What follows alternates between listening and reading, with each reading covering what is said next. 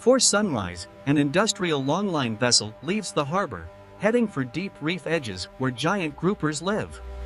Once clear of land, steel and engine-powered trade coastal comfort for long, exposed runs over deep structure. On deck, the layout is pure industry. Longline drums, rollers, and bait tables built for thousands of hooks. In the wheelhouse, eyes stay on reef contours and drop-offs, places where heavy-bodied groupers ambush prey. Every crimp and swivel is checked by hand. A single weak point could cost a hookup with a massive grouper. The hooks are heavy circle patterns, big enough to seat securely in the jaw hinge of a full-grown giant grouper. Off watch, the crew talk about ledges and caves along the slope, places where groupers grow huge and territorial. On deck, tubs of cut bait wait beside the roller, raw currency that will lure heavy grouper off the reef. Bait is threaded carefully, each hook dressed to hang just above rocky structure where groupers wait to ambush. Okay, easy now, bring it down. Watch your hands on the chain. We need the next one ready. Over a remote slope, the engines throttle back, and the hull settles into the slow pace of setting gear. An anchor and high-visibility float vanish over the stern, marking the starting point on the unseen reef below. Baited hooks and sinkers feed steadily into the wake, forming a line that will drape across the slope.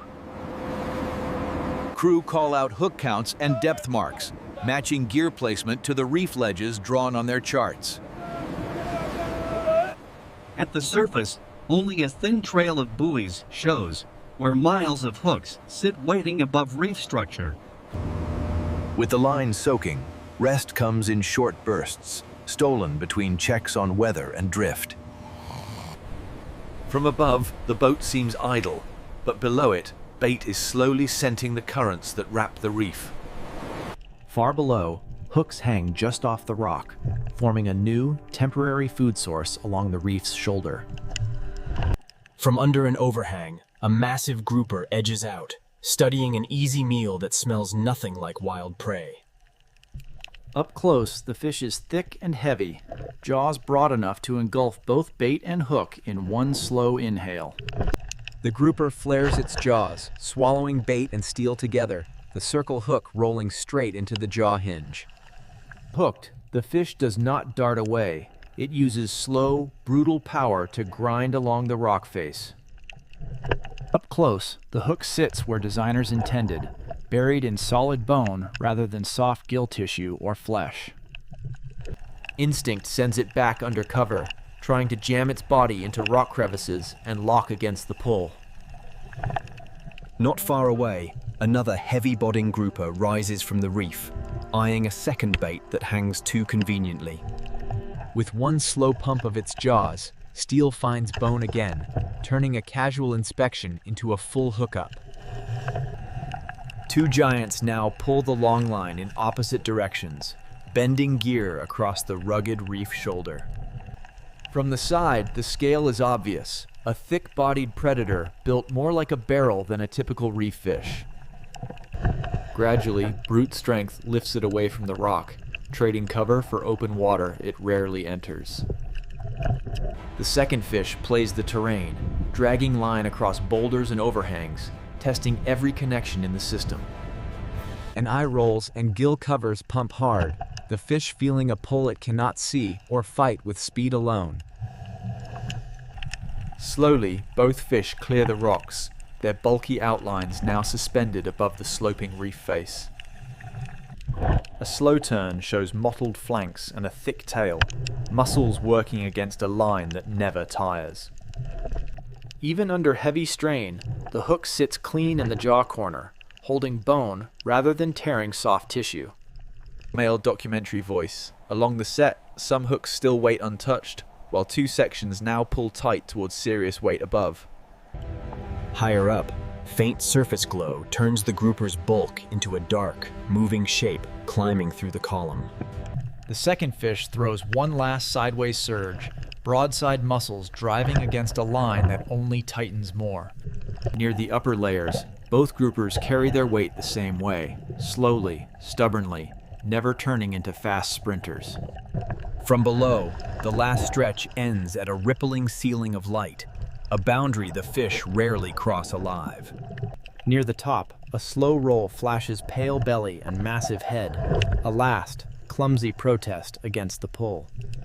From beneath the chop, the grouper's shadow flattens against the surface, pinned there by an unbroken line. Even now, close to air and steel, the circle hook has not shifted, still locked into hard jawbone. Two silhouettes hover just under the surface, heavy bodies that have finally been pulled away from their reef strongholds. A last head shake sends vibration up the leader, the grouper still trying to rid itself of buried steel. Under the ripples, their shapes warp and stretch. Two natural giants tethered to distant machinery overhead. At the surface, a single buoy cuts sideways, telegraphing the slow, stubborn fight happening far below. More floats strain under load, forcing the captain to nurse steel hull and longline carefully around the set. The hauler takes strain, transferring the fight from unseen reef slopes to hydraulics and men at the rail. Near the hull, one section cuts straight down, frothing the surface where heavy groupers hang beneath. Crew lean out, eyes fixed where the leader will appear, ready to trade machine pull for raw muscle. Bubbles and sudden turbulence show where a thick-bodied grouper is about to break into human view. Then the grouper appears, a thick, barrel-shaped outline pressed just beneath the rippling skin of the sea. Gloved hands clamped down on the leader, every slow head shake felt straight through forearms and backs. Looking straight down, the fish is all bulk and head, a natural giant built from reef food and patience. A brawl strap slides under its body, spreading weight that would be dangerous to lift by leader alone. The crane takes the load, and the grouper rises, water streaming from its patterned skin in sheets. Suspended over the deck, the grouper finally shows its true size, dwarfing boots and rail in every direction. Once on steel, the hook is backed out cleanly, leaving only a small mark in the thick jaw corner. While one fish hangs over the deck, another still grinds circles beside the hull, refusing to come easily. The gauge jumps once more, and the crew crouch over the rail, preparing a second sling for another giant. The second grouper finally levels out under the surface, its wide head and shoulders clear against the hull's shadow. Gloved hands work the second leader up in short, brutal pulls, timed between the fish's slow head shakes. Another strap goes under the second fish, a fabric cradle designed to carry weight without tearing meat or gear. As the second fish rises out of the sea, water sheets off its flanks, revealing scars from years on the reef. For a moment, both giants hang together over the deck, their mass measured against men, rail, and winch. The first fish settles onto rubber mats, its thick body covering deck markings that normally seem generous. Moments later, a second barrel of muscle joins the first, two huge groupers lined up shoulder to shoulder. Seen from above, heads, shoulders, and tails fill the frame, leaving little visible steel deck between them. A tape and quick calculations turn raw mass into numbers for logbooks, quotas, and future planning.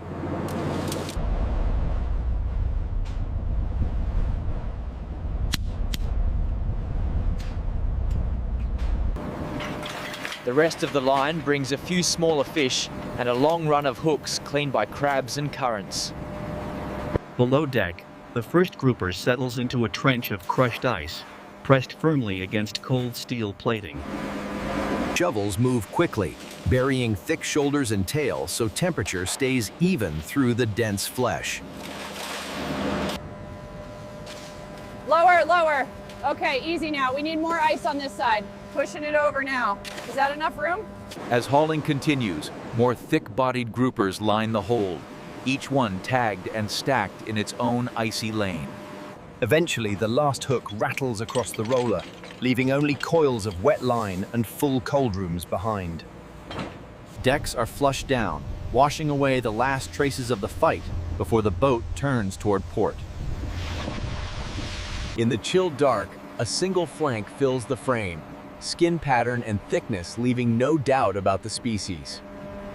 With holds loaded, the Longline vessel points its bow toward land, trading reef edges for shipping lanes. In the mess, conversation circles around depths, ledges, and which section of slope produced the best groupers. Below, the hold reads like a single species ledger, every carcass thick-headed and unmistakably grouper. Hours later, a faint coastline thickens into concrete, channel markers, and the geometry of a working port. The grouper boat joins a line of other industrial hulls, each one loaded with a different story from offshore. Ropes bite down on bollards, locking the hull against concrete so cargo can move from ship to shore. When the hatch opens, cold vapor spills out, revealing rows of thick-bodied groupers buried in ice.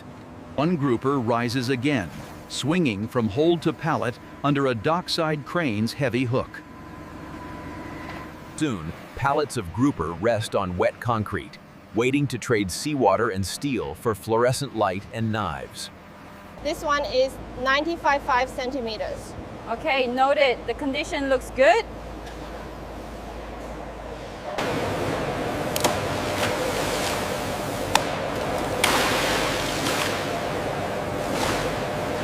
Heads and fins come off first, dropped into labeled bins, while cleaned bodies move toward filleting stations. A single side shows what buyers want: dense, pale flesh, nothing like tuna red or salmon orange.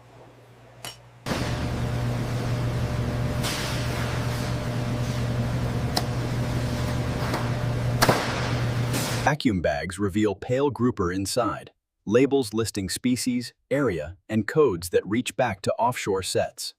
Pallets roll into a reefer trailer, shifting responsibility from processors to logistics and distant markets. In a city cold room, grouper occupies its own lane, sorted by lot number, client, and final destination.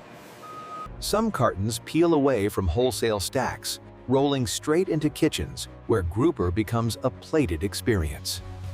In the kitchen, a chef inspects a thick grouper fillet, judging smell and texture before heat ever hits it.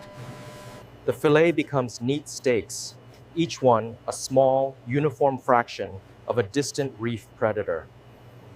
On the stove, grouper hits hot metal, edges turning opaque, while centers stay moist and almost translucent.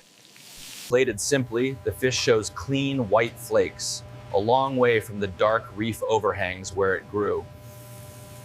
In the dining room, plates of grouper move quietly between tables, carrying a piece of offshore risk to each seat.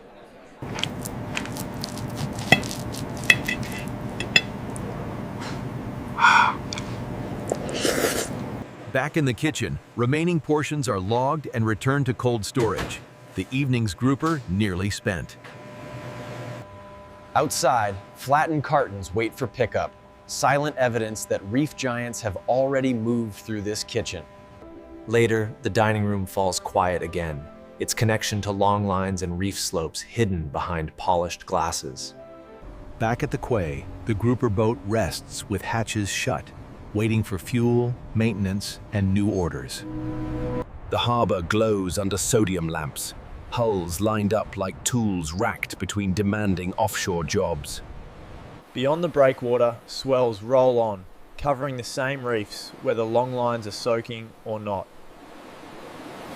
Down on the slopes, overhangs and ledges sit quiet again, ready to shelter the next generation of big groupers. In midwater, nothing betrays the previous struggle, only gradients of blue passing slowly into darkness. At the horizon, sea and sky meet in a thin band, framing banks and slopes that only charts and crews remember. In another kitchen, fresh packs of giant grouper slide onto cooler shelves, queued for tomorrow's prep list.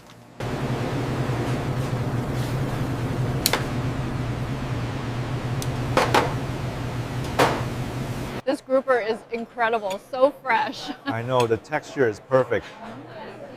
You have to try this piece. After closing, tables sit empty again, glasses stacked and counters wiped free of any trace of grouper. At the quay, pallets and trucks are gone, leaving only hulls and bollards to suggest what passed through overnight. A single bollard and heavy line hint at the constant movement of vessels, catches, and crews through this place. Outside the breakwater, gentle swells erase yesterday's track lines, as if the Longline trip never happened. Over deep reef slopes, the surface looks unchanged, hiding both the fish taken and those still tucked under ledges. For now, the hunt for giant grouper pauses here, while the reef and its remaining giants keep moving without us.